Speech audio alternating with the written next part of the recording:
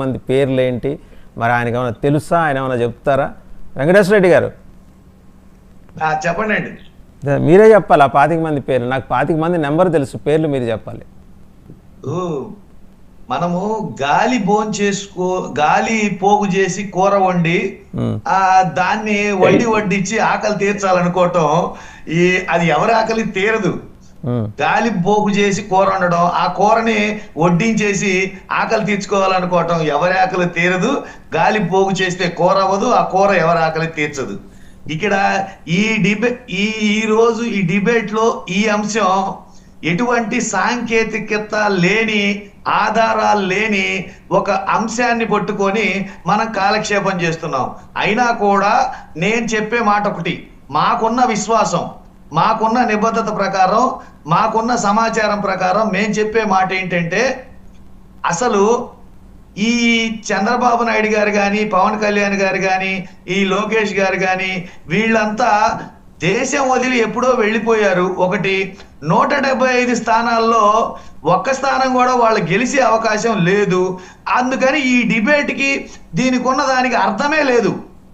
175 స్థానాల్లో ఒక్కటి కూడా కూటమి అభ్యర్థులు ఎవరు గెలవట్లేదు. 25కి 25 ఎంపీ స్థానాల్లో ఒక్కటి కూడా గెలవట్లేదు. మీరు కావాలంటే 4వ తారీఖు మీరు చూడండి.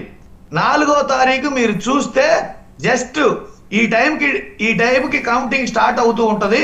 10 గంటల కల్లా డిబేట్లో కానీ ఈ దేశంలో కానీ ఈ రాష్ట్రంలో కానీ మరో వాయిస్, ఇలాంటి గాలి కబుర్లు తీసుకొచ్చే మరో వాయిసే వినపడదు.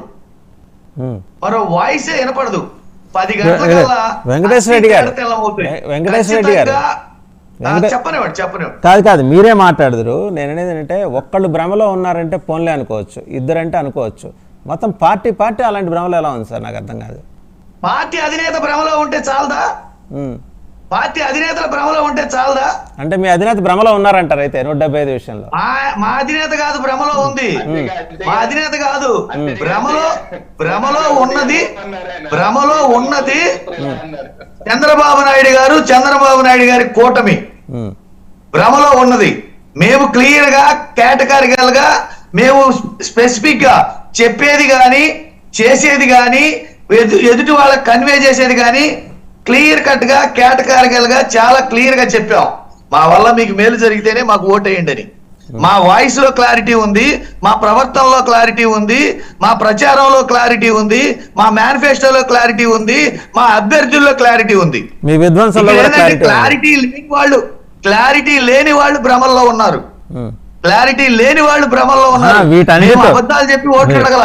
వీటన్నిటితో పాటు మీ విధ్వంసంలో కూడా క్లారిటీ ఉంది అంటున్నాను. సరే, మీరు ఏదైనా విధ్వంసం ఒక్కొక్కరు ఒక్కొక్క అర్థం తీసుకుంటారు.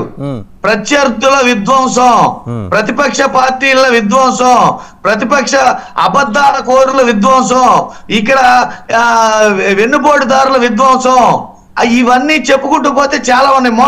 మోసకారుల విధ్వంసం, ఇవన్నీ చెప్పుకుంటూ పోతే చాలా ఉంటాయి. ఇవన్నీ ఓకే సార్. నేను అడిగేది ఏంటంటే, అంత ఆత్రం దేనికి? ఆగచ్చు కదా రిజల్ట్ వచ్చేదాకా 25 మంది.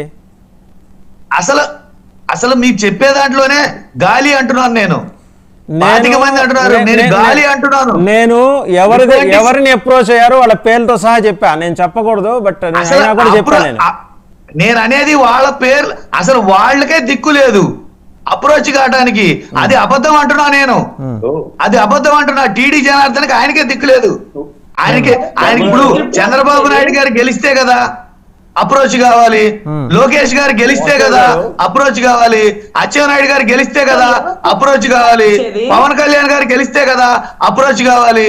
అప్రోచ్ కావడానికి అసలు వాళ్ళకే దిక్కు లేక వాళ్ళు దేశం వదిలిపెట్టిపోయి వాళ్ళు ఎప్పుడు వస్తారో తెలియదు, అసలు వస్తారో రారో తెలియదు, ఎక్కడికి వెళ్ళారో తెలియదు, ఎందుకు వెళ్ళారో తెలియదు. ఒక నిమిషం మీరు మాట్లాడినప్పుడు నేను ఎక్కడ ఇంటరప్ట్ అవ్వలేదు, దయచేసి ఆగండి. ఇప్పుడు వాళ్ళు ఎందుకు వెళ్ళారో క్లారిటీ లేదు, ఎక్కడికి వెళ్ళారో క్లారిటీ లేదు, ఎప్పుడు వస్తారో క్లారిటీ లేదు, అసలు వస్తారో రారో క్లారిటీ లేదు, వాళ్ళ గెలుపులో క్లారిటీ లేదు. ఇంత సమస్యలు వాళ్ళ దగ్గర పెట్టుకొని అవి కప్పిపుచ్చుకోవడానికి మరో గాలిని పోగు చేసి ఆ గాలితో కూరండి ఆ కూర అందరికీ పెట్టి కడుపు నిండిందా లేదా అని అడగటం ఎంతవరకు సమంజసం అండి?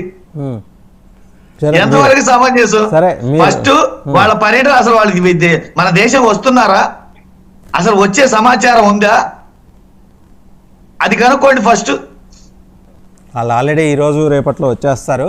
సరే ఒకసారి బాలకోటే గారు చెప్పాలి. సరే వచ్చిన తర్వాత మాట్లాడదాం. బాలకోటే గారు, వాసుదేవ్ గారు, బాలకోటే గారు చెప్పండి. మీరన్నది జరిగిన